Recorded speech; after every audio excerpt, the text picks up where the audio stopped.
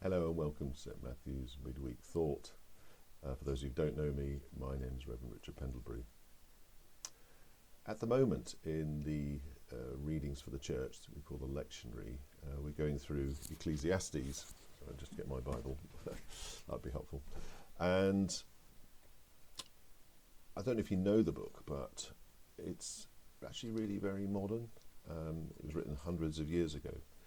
But essentially the writer starts by saying that all the things that human beings strive for, money, power, wealth, position, ultimately are meaningless.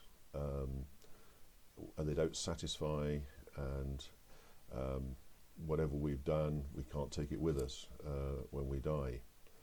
But he comes to the conclusion the only meaning of life is when we have God in our lives and we serve him.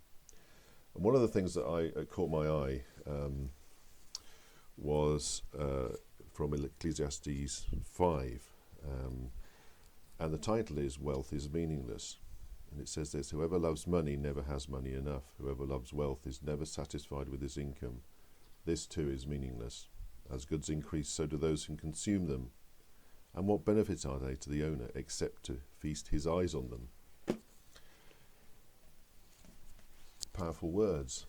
And the writer in the notes that I use said actually not to have enough money causes a great deal of anxiety and stress, and as Christians, my firm belief is that those who have more should support those who have less to ensure that those anxieties are taken away.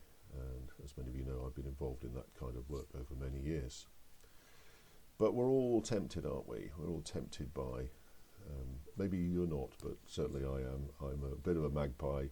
I see shiny things and I quite like them. But God taught me a lesson some while back. For me, it's been guitars. I'm a musician, and to have a good instrument is a lovely thing, because a good instrument you do play better and it does sound better. But actually, ultimately, there's probably a limit. And what I used to do is I used to get a guitarist magazine, and guitarist magazines are full of stuff. They're full of reviews, which is really trying to sell you stuff as well. By reviewing something, they said, "Oh, this is a marvelous amplifier, guitar, or effects pedal." And for me, I was always yearning for these things. But what was interesting, maybe I got a new guitar. Yeah, lovely, love playing with it. But the shininess of it soon wore off. And that Ecclesiastes passage really spoke to me. That thing about you just end up looking at them. You know, there's only so many guitars you can have. There's so many cars, houses, or whatever it is that you can use at any one time. And I guess some of us are more tempted by these things than others. But for me, it was a salutary reminder that the things that we think might give us satisfaction ultimately are only temporary, and the things that give us real satisfaction are always the things of God.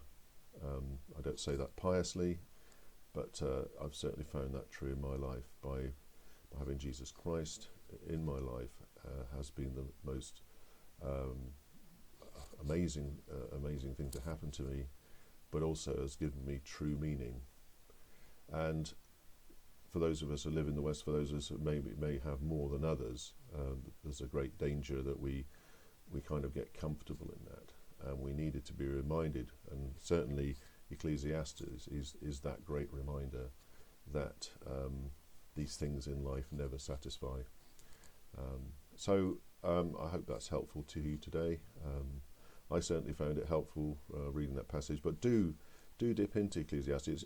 What I'd say is don't just read the first part, because he says everything is meaningless. But ultimately, if you read the whole chapter, the whole book, it's not very long. He comes to the conclusion that being a follower of God, and then of course there's an Old Testament, but for those who post New Testament, being a follower of Jesus Christ is ultimately the best life we can ever lead. So God bless you. Have a good rest of the week. Bye.